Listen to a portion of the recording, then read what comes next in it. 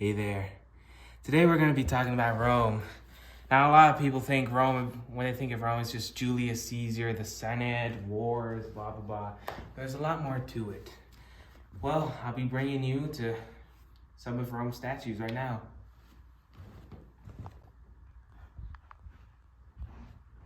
You see, Rome is home to many statues, and I am not one of them, of course. But we'll be talking about some other things in Rome, such as the life here. And since we're on the topic, well, we gotta get to the people. First, we got Avalata here. She lives in the Insulae, a very poor home. They don't really get much there, but you know, it's life. Your life sucks, you know, it is what it is. And then you got the rich here. Here we have the rich, wealthy man, Damo Momo. Now his life is a lot better than Avalata's. He gets to eat better, he gets the better couches, he just gets a better house in general. And you know, some of the riches have pools, got their own private gardens and stuff. You might be one of those individuals. Well, we just saw Damo Momo's grand life. Let's go back to the poor. Some of the food they ate wasn't really nice. Had a certain porridge, very unflavorful, but they were happy to eat it because they didn't have much to eat. Yeah, you peasant, eat that. Anyway, let's get back to the rich people. They had good food. Now, the rich, the patricians, the overrulers, they had life better than that poor peasant Avalata. Here we got Damo Momo again, and he gets to eat grapes from a handheld servant. And occasionally they get sandwiches with cold meats. Now, plebeian or patrician, rich or poor, you still had a role in the Roman society that made it such a great country, such a successful empire. First one we got here is Avalata. She's a farmer. As you can see, she is using a hoe on the land, making crops before the winter. Next, we got, now another profession that made up the plebeians was the merchants. This idiot Damo Momo's back at it again. And I'm gonna ask him if he's got some good food. Right.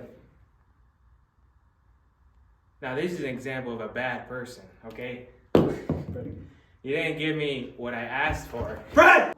Well, I don't like bread as much, but another occupation that generally made up all of Rome and all of its successful empires was the soldiers. Here we have Avalata. She's a multi-job worker, so you're gonna see her in everything. See, she's throwing a javelin. What a hero. Now, without the Romans, we would never have such a successful empire. So, normally in Roman establishments, kids were either taught by their parents or Greek slaves. But there were a variety of private schools. We're gonna sneak into one just to catch a peek.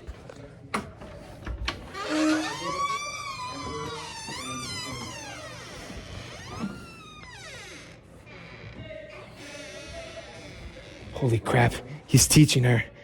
This isn't even the work I've been teaching you. Oh my gosh, she's in trouble. You know, they get the whip back in these days. I think he saw me. Ah! Women, am I right? Well, in Rome, the Romans thought the same thing. Now, women, whether patrician or plebeian, they didn't have much of a say. They were quite disrespected, no cap. Now, here we have a court case. We'll see how it goes.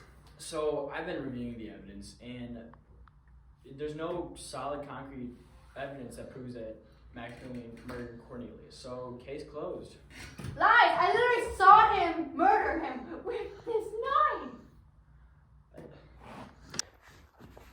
Objection, Your Honor. She's a woman. That is invalid. He has a point. Case closed. That's how women were back in these days. So you sure I can't get like your number or something? I mean, can we work something out? Oh, yeah, we're on live. Okay, that was Rome. Pretty dang awesome. I hope you want to visit it after seeing how well women are treated. Ta-ta.